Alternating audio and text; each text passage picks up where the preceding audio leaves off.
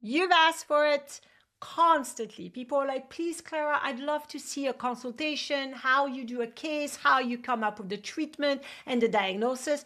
Well, today, a friend of mine who I've known for a long time and who loves acupuncture, but I've never given her acupuncture, she sees somebody else, has agreed to come and be on the show and be the patient so you can benefit from her being here and me doing a consultation. And she is very candid. She shares everything so we can all learn. Then I will show you what I did with the diagnosis, how I came up with it, and then the treatment plan when it came to acupuncture. We talk also about diet and herbs. Are you ready?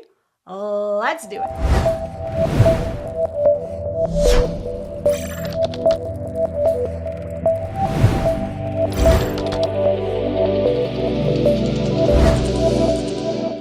Welcome, Melissa, to the AcuPro Show. Thank you so much for being the acupuncture patient. For everyone listening, to learn, to be able to be the fly on the wall that's going to listen to having this consultation where I will ask you the question and you can tell me about your whole entire health. So thank you and welcome.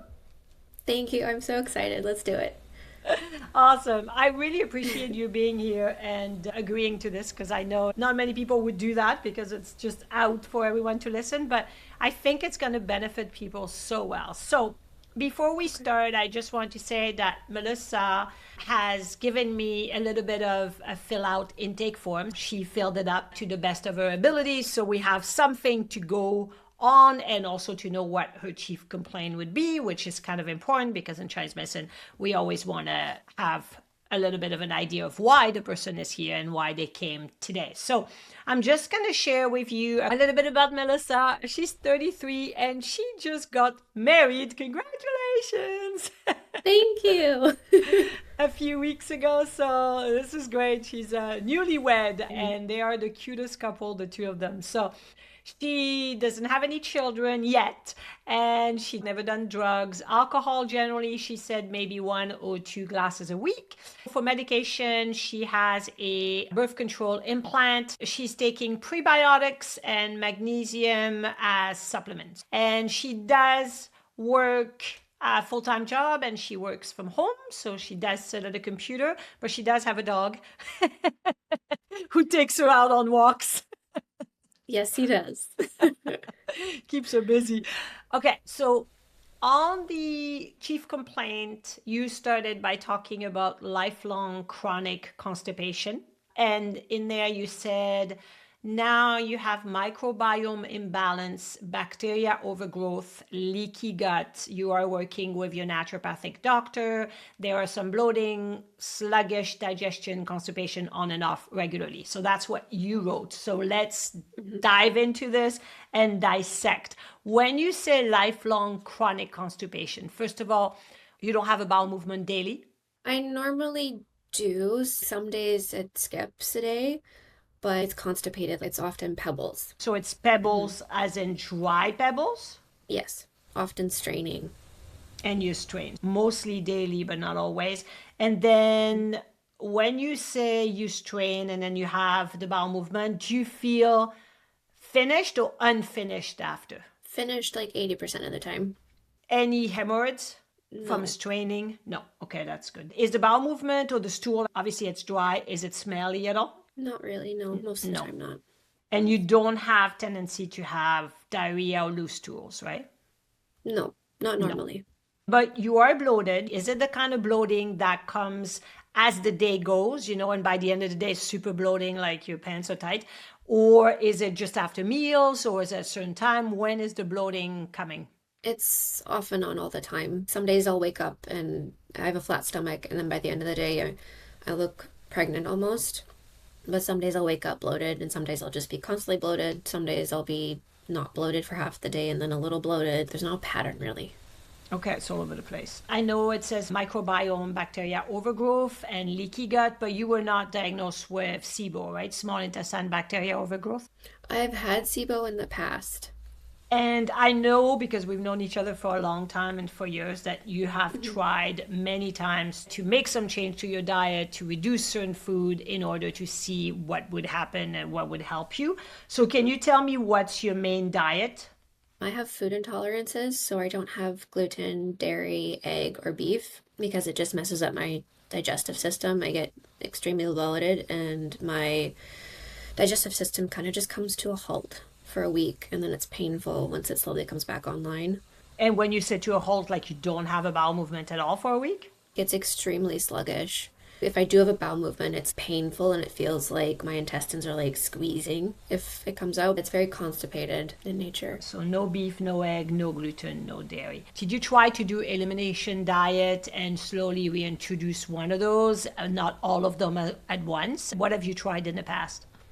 In the past, I've done elimination on all of them and then I've retried it and I've just had the same reaction again. So I just avoid it entirely and I feel better that way, but obviously my digestion's not still ideal.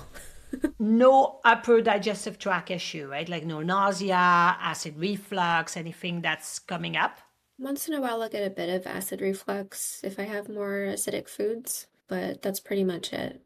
When you say lifelong chronic constipation, how far back do you remember having this? As far as I can remember, having bowel movements as a kid was a struggle. My mom used to give me suppositories. I remember that. I've Yeah. always like had trouble with the bathroom.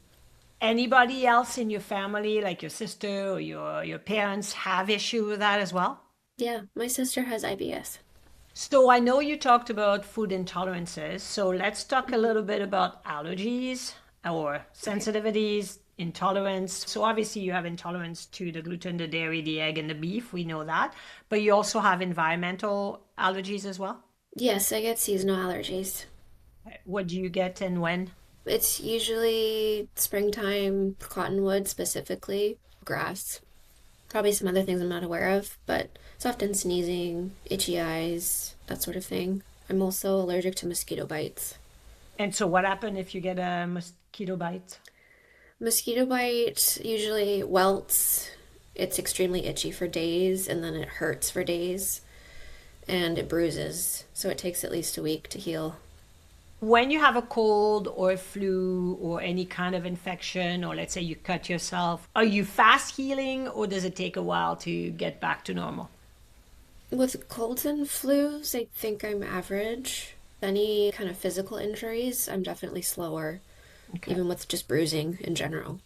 Have you ever had anemia or been diagnosed with low ferritin? No, Do you get a cold or a flu once a year or do you get those at all? generally once a year, if that. I know you have said that you had a history of recurring sinus infection and maybe bladder imbalances. The sinus infection, is that come a few times a year? Like what happens there? It's about once a year.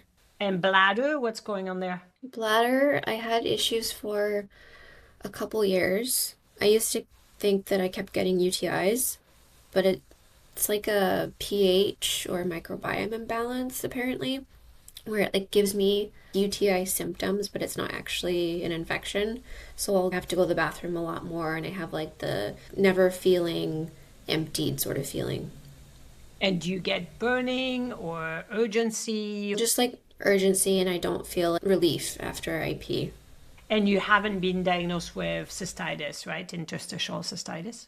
No. I was referred to a specialist, but he said that I didn't have enough problems and sent me on my way.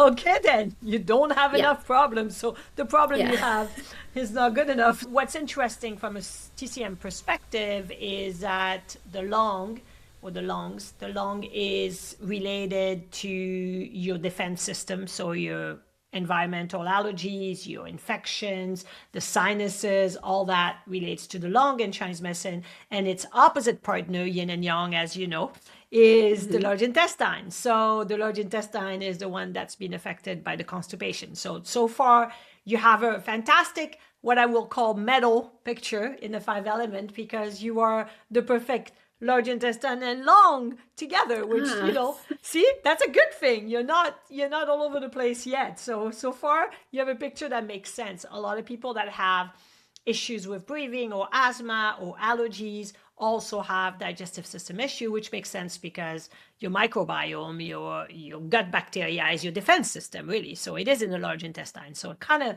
makes sense that way. You have regular meals every day, right? You eat like a few times a day, you have regular meals, and you drink enough fluid as well, because the I think dryness so. also concerns me. Why is this dry, right? So you have enough water or liquid or soups or teas during the day. Yeah, I try to drink a lot of water. And then the second thing is when we think of dry pebbles, dry bowel movement, we think that if there is not enough fluid, is it also because we're missing lubrication? So do you eat enough like fatty food like avocado, nuts, seeds, anything that is going to have omega-3 or fatty acids? I eat avocado sometimes. Nuts aren't something I have all the time. So Okay. maybe sort of. Something that I would recommend is try to have a little bit more of lubricant. Like seeds are great to lubricate the large intestine, like we talked about avocado, salmon or fatty fish, like halibut and stuff. I don't know if that's going to make a difference, but it would be great to see if that helps the dryness of it because Okay. it's lubricating. So something to think about, because when we talk about dryness in TCM, it's always lubrication and hydration. So if you're drinking a lot, then great. If you're having a lot of high water content, let's say cucumbers, tomatoes, soup, bone broth, then that's great because that's hydration, that's electrolyte. But we also need lubrication. So it'd be interesting to see if we can put a little bit more of that and if that helps or not. You can always try it. For everyone listening, I will say that there is definitely an imbalance of the metal element in the five element with some long qi deficiency because of the sinus infection recurring. And it's interesting as well that the bladder is a Tai-Yang meridian and the lung is a Tai-Yin meridian. So often the two together have a connection as well. So even though it's not an infection, the bladder issue relates to the lung as well in this instance. However, we also have the large intestine, which is part of the picture as well. So far, great. Now, I know on your intake form you wrote down Gilbert's syndrome with no symptoms. It's asymptomatic, but could be related to the fact that you have chronic, lifelong constipation. So I never heard of Gilbert syndrome before this, so I went and searched it because I didn't know about it. Basically, the liver cannot process bilirubin, so that's the issue. But you have no symptoms. How did they found that out then? It was just a routine blood test, and my bilirubin was very slightly elevated. And it's always Oh. very slightly elevated by a few points. And I was sent to a liver specialist and diagnosed me with Gilbert's, and it's asymptomatic. You're fine, just don't drink a lot of alcohol. And then that was it. This is interesting because could that be related to the constipation or the dryness? It could be. You're right. It could be kind of related. So that's interesting. That gives us some clue because the idea is we want to try to figure out the cause, right? Because maybe the cause is manageable versus we can eliminate it. That's the tough part, right? How are you with sleep? You go to sleep, you fall asleep, you stay asleep, you don't wake up, you wake up refreshed. How's sleep? Sleep's pretty good, I think. Normally, I wake up maybe once or twice a night just to turn over and I fall back asleep right away. I don't always feel rested when I wake up. Like most of the time, I don't. I feel very tired in the morning. When you wake up and you have to get up, do you feel the tiredness all day long, or how is the energy as the day progress? It gets better as the day progresses. I feel like I have the most energy mid-afternoon, but the morning is slow. I usually have caffeine and that helps. Have you ever done a cortisol test as well to see how your cortisol is morning versus afternoon? I don't think so. So in TCM, fatigue in the morning is always a spleen chi deficiency, but in the Western world, there could be some adrenal or cortisol imbalance. Do you feel tired in the evening, or are you good? You just go to bed and then you fall asleep? I usually feel tired in the evening. So on the scale from 1 to 10, 10 being the best energy you've ever had, what's your average day? I want to say 7, but I know Okay. that's like a non-answer.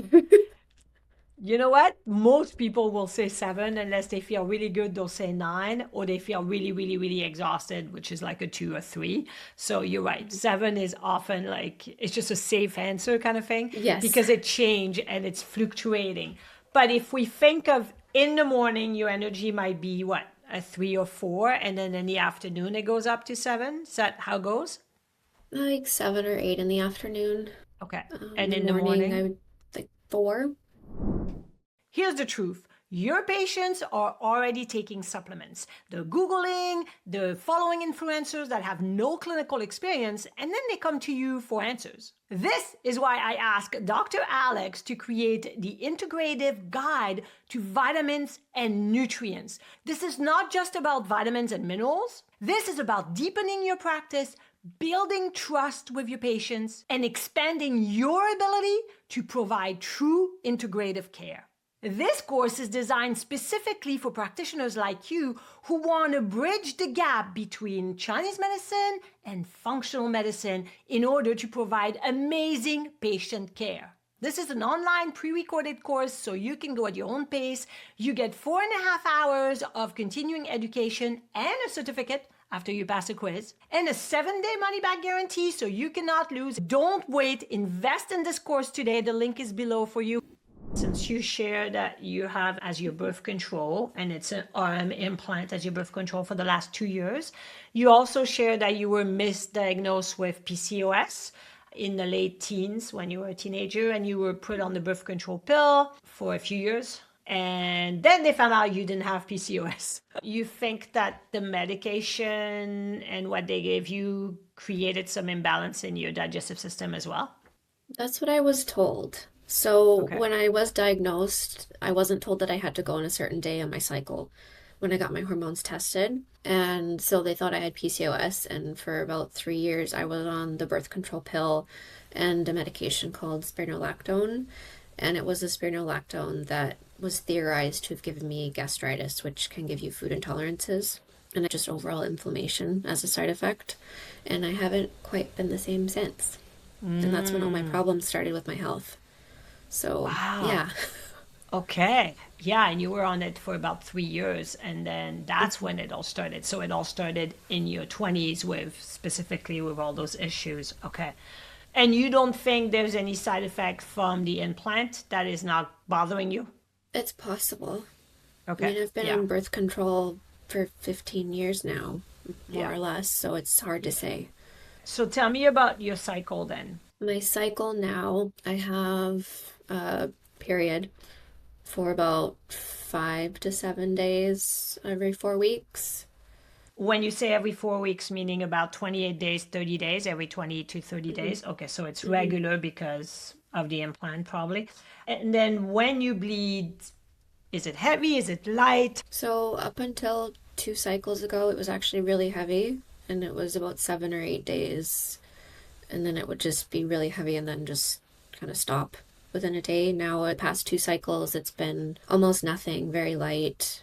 The Okay. implant is very unpredictable with bleeding. And did you have any unpredictable cycle in the past with the implant? With the implant, no. No, so It's it's been fairly consistent okay. and regular. Yeah. Okay. Do you get cramps during your menstruation cycle?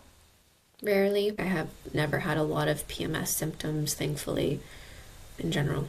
I often don't get any symptoms before my period, and then maybe the first day I'll have mild cramps and a bit of moodiness. And no clots in the blood? I normally do clot when I have a heavier cycle, lots of clots. Are they small? Sometimes they're about the size of a quarter. And when did you get your first period? How old were you? I was 13. Me too. Woo! I know, a great day for everybody. Not for me, but anyway, No. yeah, nobody's super happy about that. And then when you were diagnosed with PCOS, is it because your period was irregular or it wasn't coming often, or why would they say that? I had heavier periods. You know how you say you wake up a couple of times at night and then you fall back asleep? You don't get up to pee, do you? No, No. don't need to. And when you urinate generally during the day, it's kind of like a pale yellow. It's not a dark, or it's not murky or turbid. No, it's pale yellow. Yeah. Now let's look at anything happening with pain. Any headaches? I get tension headaches once in a while. I've had a couple accidents and it's just a chronic, ongoing thing, but I manage it with massage and acupuncture and chiro regularly. Melissa has had acupuncture for many, many years. She's a friend of mine, so Hmm. she is really a good proponent of acupuncture, so that's good. And any other tension like neck, shoulder tension, lower back pain, knee pain, any pain anywhere else in the body? I usually just get neck and shoulder tension, which is No probably jaw? from jaw tension too. Yeah. Yeah. Yeah. I have problems clenching at night. Jaw tension and the jaw in TCM is related to also the pelvic area. So that's kind of interesting because obviously your pelvic area, including the digestive system, which the jaw is related to the stomach meridian, and the spleen meridian relates to anything that has to do with the hips and the pelvic floor. And you've had some issues with very heavy menstruation for a while, and then you've been on all the different kind of birth control, which we know works well, but kind of mess up a bit your natural rhythm and your natural way of, doing what it needs to do. So for me, that makes a little bit of a sense to look at that as well. So if we look at the five elements theory, the spleen and stomach, which in Chinese medicine, and I'm saying all this for people that are listening, but Melissa is enjoying it, I'm sure. Yes, I am. This, see, the spleen and stomach are the earth element in the five elements, and the earth generates metal, which means that spleen and stomach are considered the mother or the nourishing element to the long and large intestine. So if spleen is in charge in Chinese medicine of transporting and transforming food with the stomach, they're really in charge of the digestive system. However, constipation does affect the large intestine, but we also have the lung, which is associated with all these sensitivities and allergies. So it's interesting. So far, your picture is literally earth and metal. And earth is the mother of metal, which means that in order for your lung and your defense system, your wei qi, which I would never say that to a patient, by the way, I would never say your wei qi. We are doing this together because I know you are listening to us right now. And so I'm explaining how my thought is going. But I would never say your wei qi to a patient ever. But the wei qi is weak, but also the large intestine has issues, and that comes also from the earth, from spleen and stomach. So far we have those four. So when we look at TCM diagnosis, we always say, oh my God, there's so many issues and there's so many organs and patterns. Which one do I look at first? Let's look at the mechanism of those first, and then we can look at more after. So when it comes to the tension, the headaches and everything else, when you have an accident, muscle starts to tighten, everything that you were saying, the neck, the shoulder, it tightens, and we have tension. When we have tension in Chinese medicine, again, I would not say that to patients, but it is a liver qi stagnation. When there's stress, we tense more. Obviously, this is normal. It's a reaction to stress. So let me ask you, how is stress? 1 to 10, 10 being super stressed. I bet right now it's a bit better, but in the last few months, let's say. Oh, it was really bad the last few months. Now it's great. I would say 3, but wedding planning, I lost a lot of sleep over and anxiety, a lot of decisions. It was a lot. I could see that. You were like, oh my God, another decision, another plan, another plan. And obviously, it was a beautiful wedding. We all had a fun time, but I didn't have to plan anything. I just show up. So to me, that was awesome. That might be the reason why your last two period, maybe not, but it could be, were very light. It might be for the fact that your body is overrun, a little tired from those months of doing so much work, and you work, and then on weekend you work towards your wedding, and you have a lot to do. So I think all this, which, as anybody that got married, it takes time. It doesn't happen in 2 weeks. This is months and months of a lot of preparation. So when that happened, I think that puts a lot of stress. That's the first thing. The second thing is there's been a lot of grieving because you've lost a lot of people in the last few Yes. years, and you did lose someone this year, which puts more Yes. stress on what's happening now. You're doing counseling for the grief, which is great and it helps. But grieving and sadness is related to the lung in Chinese medicine, which also relates to the large intestine. So it's like contributing to the whole picture, I guess we could say. Another thing that I think, you tell me if I'm wrong, because I've known you for so long, is that I think you're someone that can overthink. So, which the worry and the overthinking is the spleen issue. So, confirm or deny that you worry and overthink. Yes, that is true. I've also always had problems making decisions my whole life, so. Okay. Decision-making difficulty. Melissa, which meridian is that? The gallbladder. I'm telling you, she knows everything about TCM. It's so awesome. This is what happened when you talk about TCM all the time and people pay attention. And you probably have a hard time making decision because you overthink prior to making the decision, correct? Yes. Okay. Exactly, yes. Yeah. So the overthinking and the worry is your spleen, and then that obviously gets affected and it affects the gallbladder. When there's more stress, your liver gets affected and your gallbladder is feeling like, oh, I can't make a decision. This is just too much. But you plan your whole wedding, so you made decision all the time. I did. It was exhausting. That's awesome. But it turned out lovely, so. It was such a fun time. It was beautiful. You were beautiful, and you guys made it really a lot of fun. And for people that enjoy the TV show Friends, Melissa and her husband love that show too. And there was a lot of references, which was a lot of fun because my husband loved Friends. And he was like, this is so awesome. For whoever is listening, you can tag me on Instagram at AcuPro Academy and tell me if you love Friends as well as Melissa and I do. So far, we got a good picture. We've talked about headaches. I'm going to look at your face like dizziness, blurred vision, spots, floaters, eye twitching.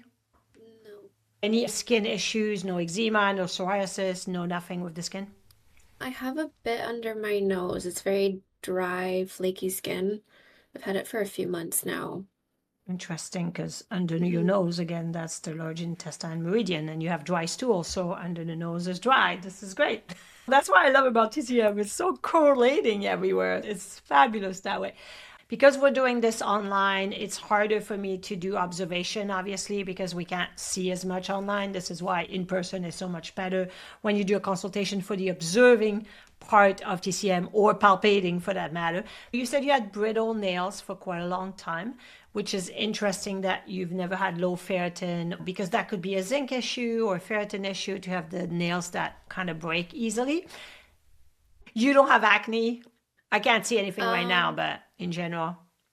In general, I get a random one. I do often have bumps on my forehead constantly. So this is interesting. When you look at face map, you have different area all over the face that can correspond to different organs, but you also can look at the meridian part, right? So where the meridians go and the meridians on the face. So the forehead can be the gallbladder because gallbladder meridian goes to the forehead, but it can also be small intestine because on the face map, the small intestine is on the forehead area. So we can look at small intestine from a perspective of your digestive system and, you know, the issue with the microbiome, or we could look at it from the perspective of the gallbladder, which is related to liver, and you have the bilirubin processing issue as well with Gilbert syndrome. So this kind of all correlate. So that's my train of thought. I can't do your pulse.